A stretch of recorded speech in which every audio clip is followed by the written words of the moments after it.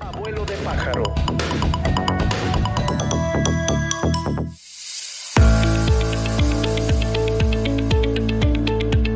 Es de poder estar aquí ahora y además compartir con ustedes la fiesta de los sábados. Esto es Contexto del Sábado. Muchísimas gracias por acompañarnos. Y bueno, tenemos un menú que espero que les guste y se queden con nosotros. Ya escuchamos lo mejor de la semana en Contextos con Lucía Olivares. Gracias, Lucía. Vamos a Abuelo de pájaro, luego el contexto del texto y luego el tema de la semana, la cuesta de enero. Francisco Valdés Pérez Gasga, empezamos ya. Muy bien. Fíjate que no sé si les gusta a ustedes, pero antes de dormir, cuando uno está en un estado así como que entra en la inconsciencia y no, hay veces que o recapitulas lo que ha pasado en ese día o recapitulas lo que ha pasado en tu vida. y resulta que ayer fue uno de esos días de estar pensando en cosas, recordando cosas muy, muy lejanas hasta llegar a cosas muy, muy cercanas. Incidentalmente de niño me pasaba que yo oía voces cuando me estaba quedando dormido, voces de mis compañeros de la primaria. Pásala, pásala, acá, lo que gritábamos en la cancha ahora de fútbol. Entiendo. Exacto. Oye, ven y te vamos a poner una camisa muy bonita con las mangas amarradas y demás, ¿no? No, pero anoche estaba pensando por qué este interés y este cariño al Cañón de Fernández. Y obvio viene pues desde mi más tierna infancia, en que se hacían unas comilonas de la familia Anaya. Mi padre era Valdés Anaya, en una pequeña propiedad llamada La Posta, que está precisamente a un lado de La Posta, en el Cañón de Río Nazas. Y ahí se juntaba toda la familia Anaya y era toda una expedición llegar hasta allá. Y recuerdo el camino que era hasta la casa del rancho y las palmas datileras y demás. Y pues el Cañón de Fernández queda así como improntado pues contigo desde la infancia. Decía Barry López que él nunca podrá olvidar haber corrido y jugado entre los eucaliptos del sur de California donde él vivía, y yo creo que esos recuerdos se quedan pues contigo para siempre, ¿no? Y también un poco la nostalgia que me ha venido a la mente de un tiempo para acá, de cosas que leo y que digo, híjole, esto qué padre hubiera estado discutirlo con mi padre, ¿no? Pero pues obviamente mi padre murió hace 26 años, cumplidos la semana pasada, y pues ya no se puede, ¿no? Lo que estoy leyendo ahorita, un libro precioso que se llama Las Rosas de Orwell. Me hubiera gustado platicar con él sobre Orwell y sobre ese tiempo que vivió Orwell y las ideas de Orwell, pero bueno. Y luego pensar también en esto de la memoria profunda. Con mi padre me pasea con las personas que eran amigas de mi padre y que llegué a conocer y que aún conozco, y resulta que este 7 de enero, apenas la semana pasada, cumplió 100 años de edad Héctor Mayagoitia Domínguez. Exacto. Que es una persona que realmente yo en lo personal admiro mucho, que en el ámbito de la conservación del ambiente es muy admirado, muy respetado. La mayor parte de la gente se acuerda de él porque fue gobernador de Durango, a veces porque fue director de CONACYT o porque fue director del Instituto Politécnico Nacional, pero en realidad él fue de los pioneros de la conservación en México, a pesar de no ser como formación biólogo, de ser químico, bacteriólogo, parasitólogo de la Escuela Nacional de Ciencias Biológicas del Instituto Politécnico Nacional, en donde incidentalmente conoció a mis padres. A mi padre, que estudiaba la misma carrera, cuando él entraba, mi padre estaba saliendo, y mi madre, que estudió biología también en la misma escuela, y que eran más de la edad, mi madre y el doctor Mayagoitia, que mi padre era un poco mayor. Pero desde entonces forjaron una relación de amistad muy profunda. Yo recuerdo de niño cuando llegaba de visita, iba a visitar a mis padres a la casa, y recuerdo también cómo esas visitas se intensificaron a mediados de los años 60, cuando un grupo de egresados del Politécnico estaban impulsando que se hiciera el Tecnológico de La Laguna. Entonces necesitaban un valedor en la Ciudad de México, y pues qué mejor que un politécnico como el doctor Mayagoitia, que ya empezaba a tener una carrera muy distinguida en el gobierno federal. Y su participación fue clave para que se creara el Tecnológico de La Laguna, como lo fue el de los egresados del Instituto Politécnico Nacional de aquí de La Laguna, entre los cuales pues hay gente como el papá de Yeye Romo, por ejemplo, el ingeniero Allen, gente que también yo llegué a conocer por mi padre, ¿no?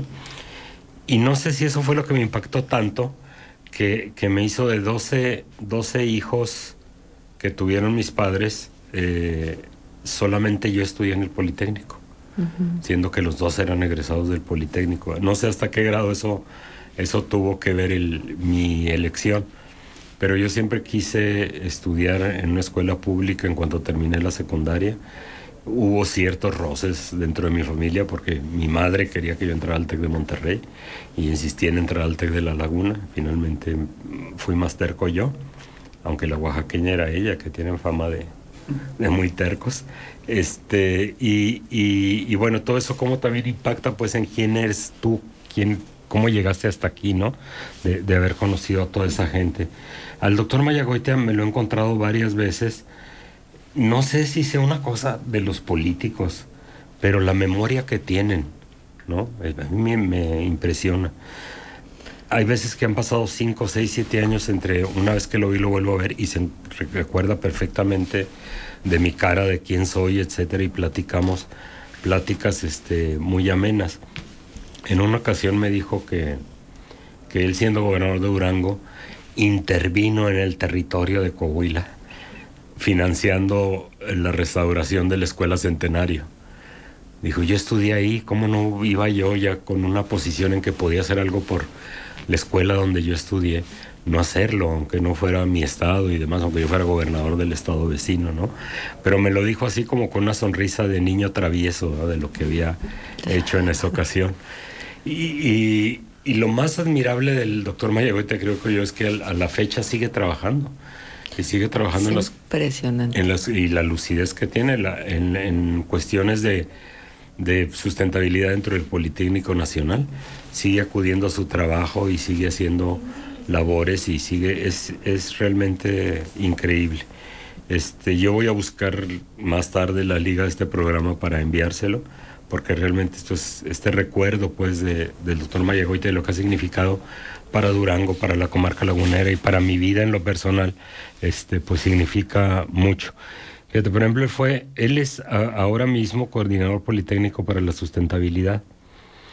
Es también miembro de la Comisión de Ecología de la Fundación Miguel Alemán, una fundación muy seria. En esa Comisión de Ecología se encuentra también el doctor Sarucán, o sea, dos gigantes de la conservación de México están ahí, y eso le dio un montón de valor al hecho de que en 2015 la Fundación Miguel Alemán dio un premio al Comité Organizador de Biodiversa, un premio, una mención honorífica al Premio Nacional de Ecología que ellos dan año con año. Que hubo una cosa muy chistosa en esa ocasión, no sé si contarla, pero me llaman y me dicen, se ganaron ustedes el premio, la ceremonia está al día, dígame si van a venir. Yo dije, ¿cómo no voy a ir si ahí va a estar un mexicano de excepción, el doctor Sarucán? Esa no me la pierdo. Y me dice la persona que me llama, van a estar 2 mexicanos de excepción, porque va a estar el licenciado Miguel Alemán también. Ups. Y bueno, pues sí. ¿Sus gustos? No, pues sí, pero no, el hijo, el otro ya murió hace mucho. Esto fue en 2015, ¿no? Entonces, pues sí, tiene uno que ser también cortés, ¿no? Y no decir nada. Dije, sí, claro, perdón. Pues sí, pues ¿no? Porque además cada quien tiene sus criterios y sus vivencias, ¿no? Claro. A lo mejor un aspecto de una persona tú no lo conociste, claro, y esa exacto. persona sí. Y lo público, pues ya es más difícil, ¿no? Sí, y el aspecto filantrópico también de la Fundación Miguel Alemán, que se debe reconocer, ¿no?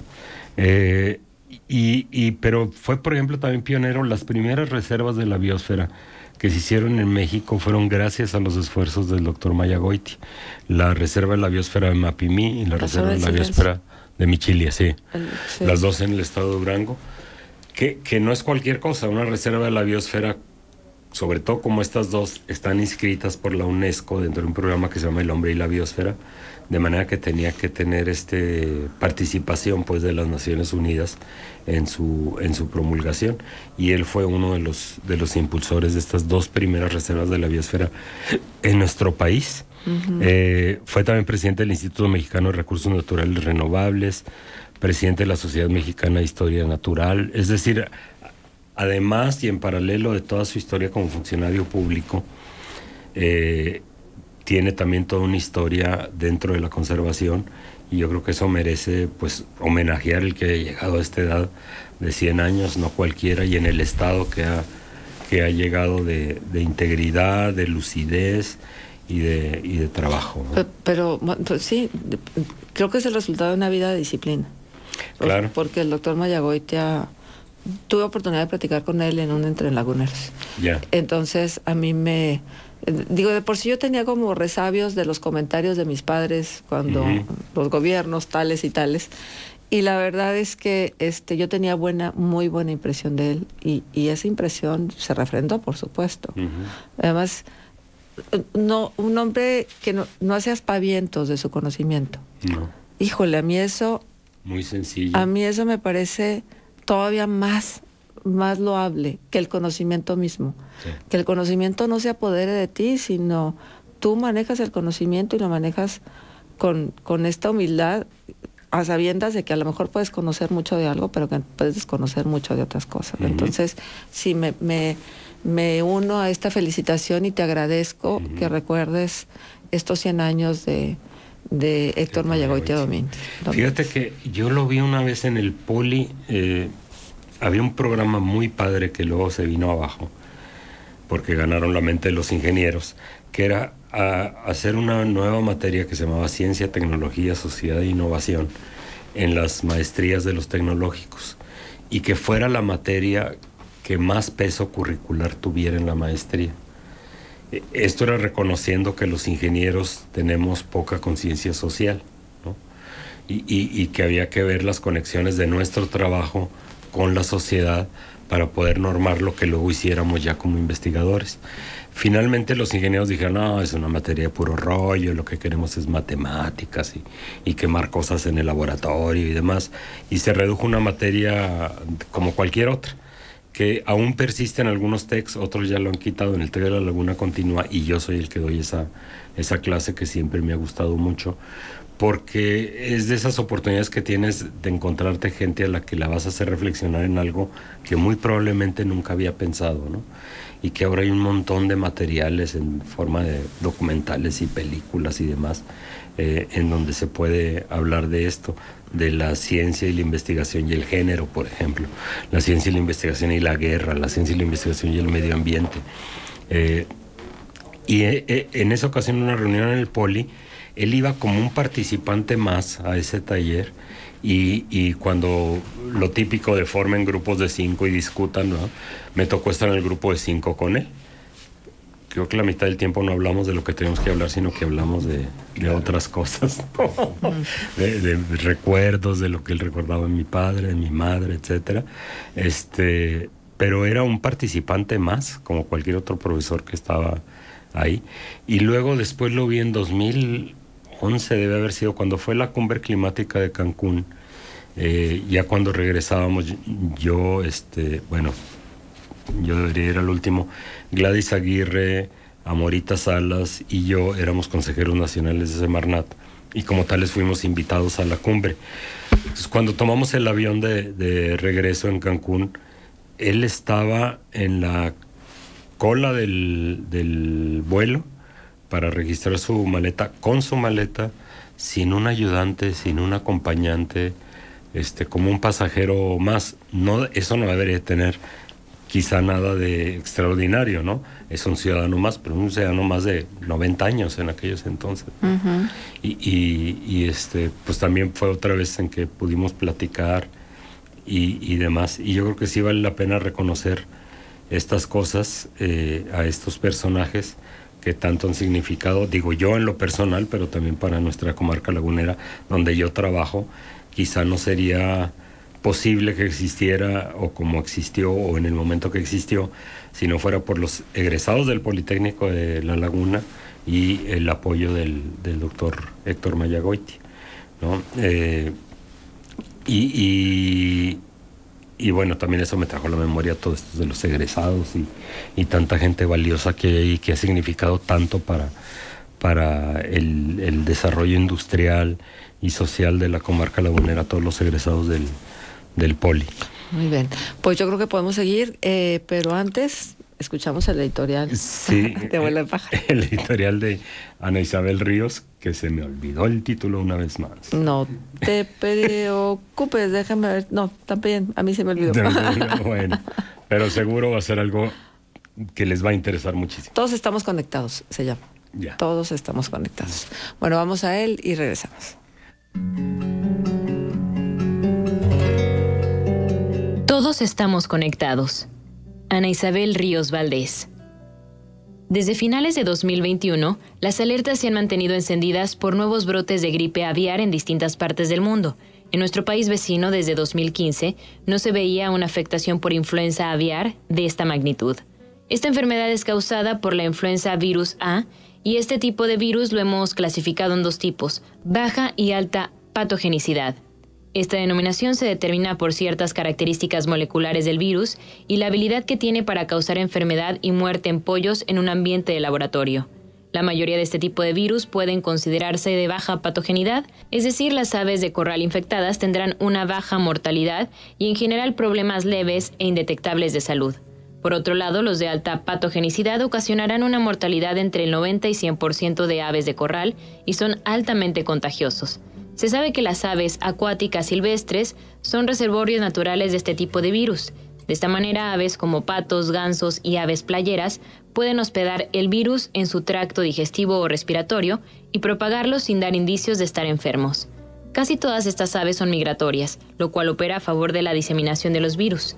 Se ha descubierto que aves de presa o carroñeras, así como otras aves o mamíferos de alguna manera se involucran en la cadena o el hábitat de las aves acuáticas. También pueden infectarse y el virus no siempre resulta tan inofensivo como el huésped original.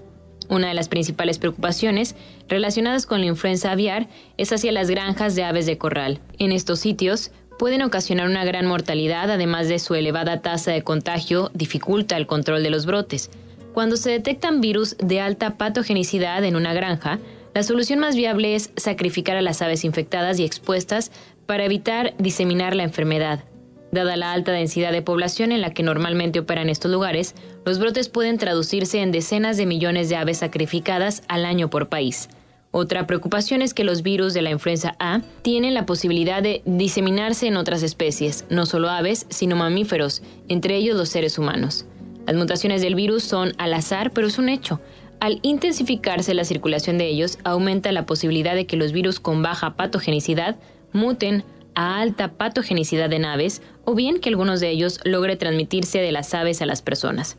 Actualmente se sabe que el virus causante de la pandemia de la influenza de 1918 fue un virus de influenza A con genes de origen aviar. Esa pandemia ha sido la más mortal en la historia reciente, acabando con la vida de aproximadamente 50 millones de personas. Por este motivo, es que la gran mayoría de los países tienen un sistema de vigilancia para detectar y actuar sobre casos potenciales de influenza aviar. En México, el Servicio Nacional de Sanidad, Inocuidad y Calidad Agroalimentaria es el encargado de recibir reportes de casos sospechosos, además de establecer un programa de vigilancia activa tanto en granjas como en aves silvestres. Si bien puede parecer que las personas comunes y corrientes podemos hacer poco para evitar esta situación, es interesante mantenernos informados y cuestionarnos el papel que juega el hacinamiento que tienen los pollos en las granjas, nuestros hábitos alimenticios o la reducción de las áreas naturales en el aumento de transmisión de estas enfermedades. Finalmente, aves o humanos, todos estamos conectados. Contextos. El programa líder en la radio hablada en La Laguna. Q 91.1 FM.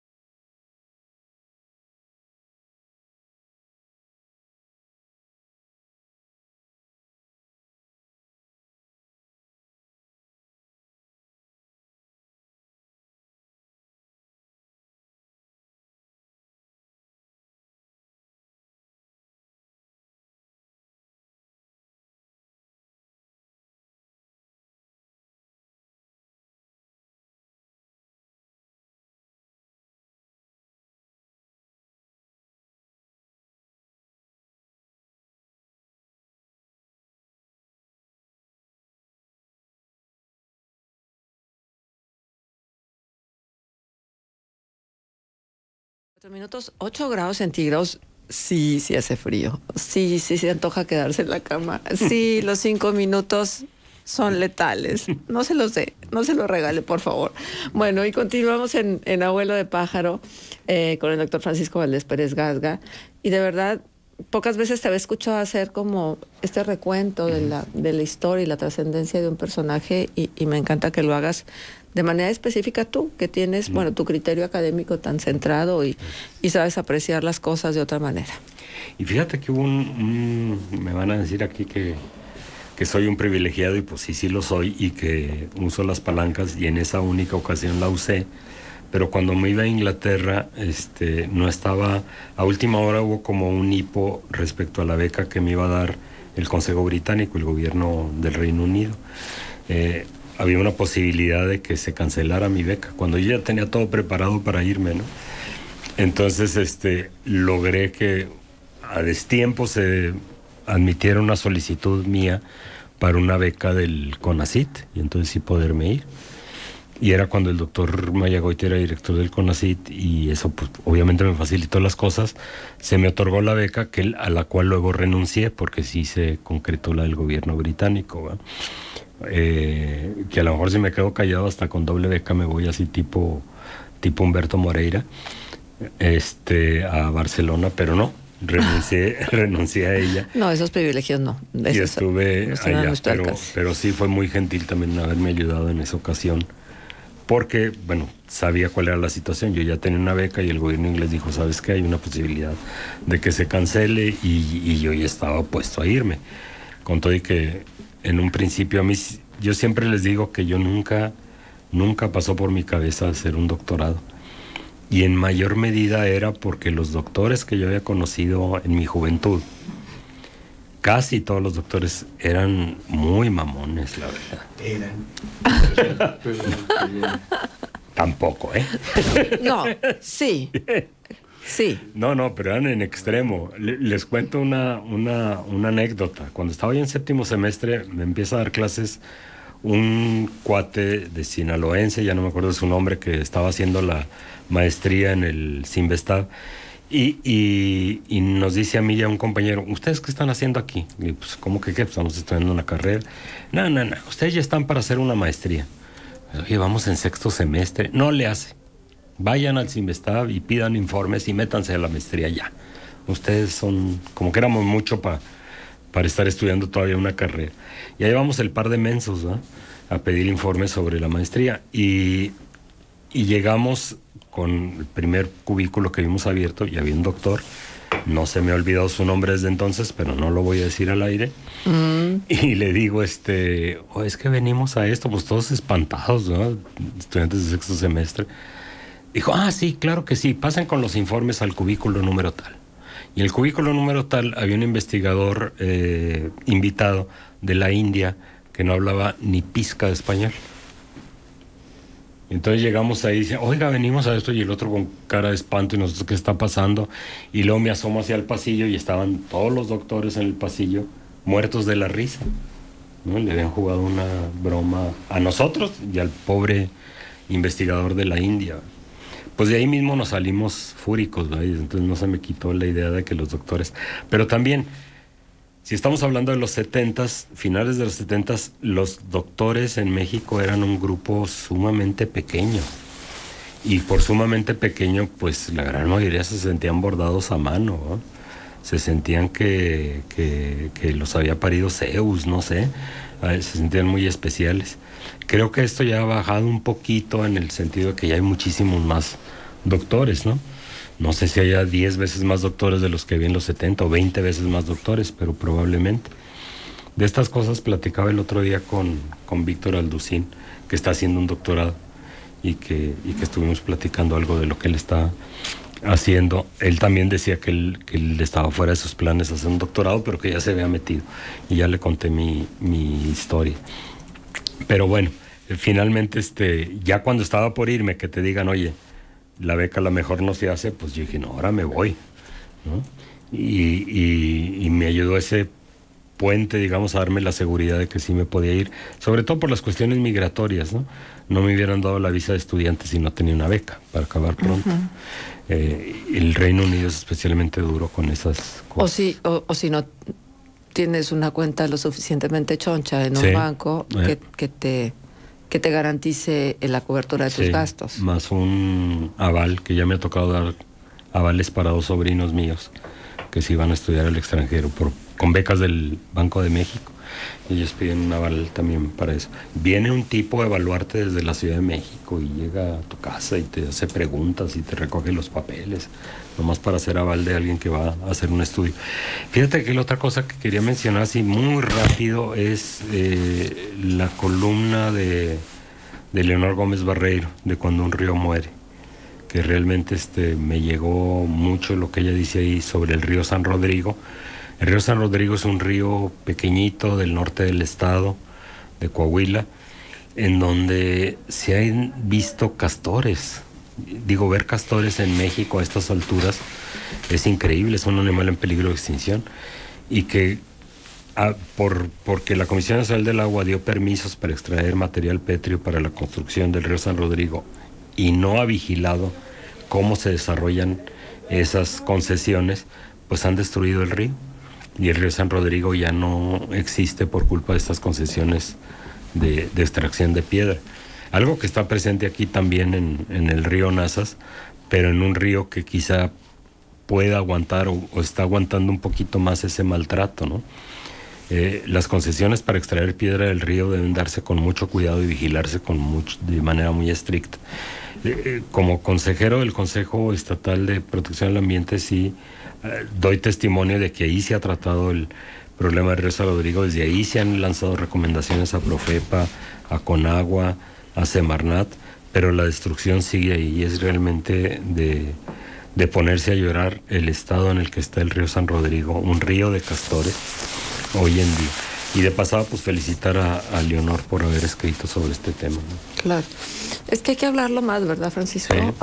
Hay que platicarlo y hay que poner sobre la mesa los propósitos de nuestro río. Es que el río es mucho más que agua saludable, porque tal pareciera que agua saludable en este momento tiene un protagonismo más importante que el río mismo, o que el agua misma, o que el embalse de las presas mismas. Sí. Entonces hay que poner cada cosa en su lugar y hay que darle la relevancia que tiene. Claro. A cada uno de los temas. Porque nos enfocamos en el dinero, en el agua como recurso, como lana, ¿va? Y el agua es muchísimo más que eso, ¿no? Exacto. Y bueno, sigue pasando el tiempo y no veo claro agua saludable, ¿cómo es? Para nada, para nada. Me temía que me contestaras eso. Cuando vamos al Cañón de Fernández siempre vemos, después de Ejido Los Ángeles, unos tubos ahí que ya tienen una gruesa capa de polvo, de que son tubos para agua saludable y que ahí están, y ahí siguen.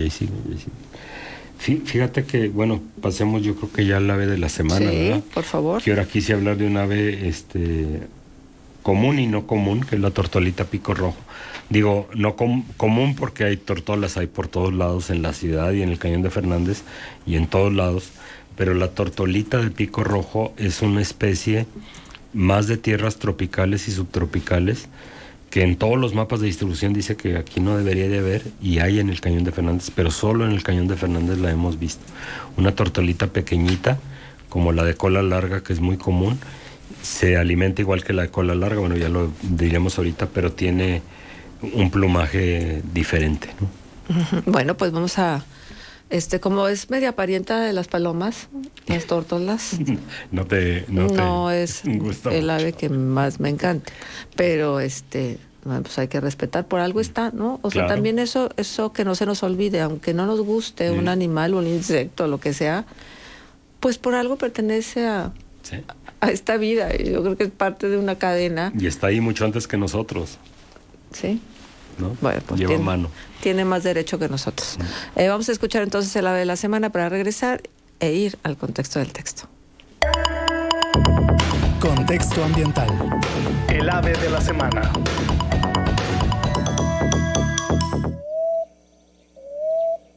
La tortolita pico rojo, Columbina passerina. Entre las tórtolas y las palomas que podemos ver en la comarca lagunera, la tortolita pico rojo es la menos común. De hecho, solo hay registros de esta especie en el Parque Estatal Cañón de Fernández y zonas aledañas. En los mapas de distribución se señala que nuestro país está presente todo el año en todo el territorio, salvo en Tabasco, Campeche, norte de Chiapas, Chihuahua, Durango, norte de Zacatecas y oeste de Coahuila. Se trata de una de las tórtolas más pequeñas. De hecho, su nombre científico nos revela su talla. Columbina se traduciría como palomita y Passerina como gorrioncito o pajarito.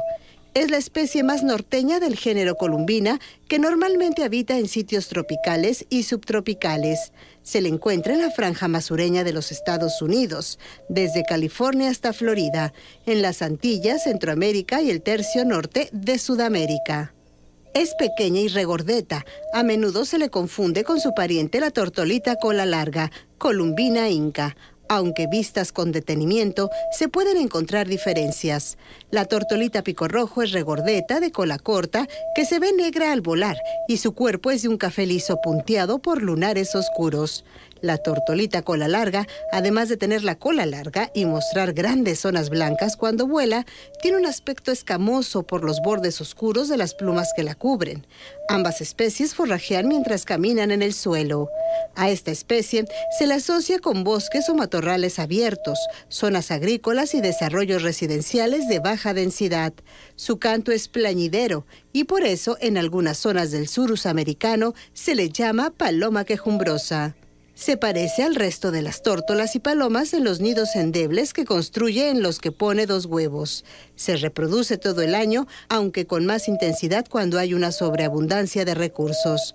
Come semillas de pastos y de hierbas y dan a comer a sus polluelos una mezcla de semillas y leche de pichón. Una secreción esofágica muy nutritiva con composición sorprendentemente parecida a la leche de los mamíferos.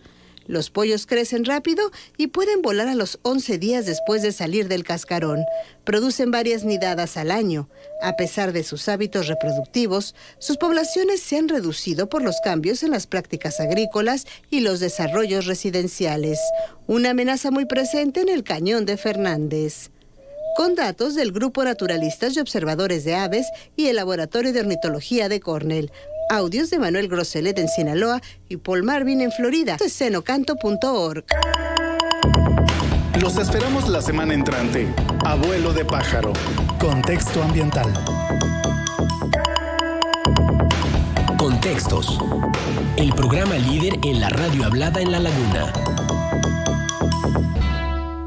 Q 91.1 FM.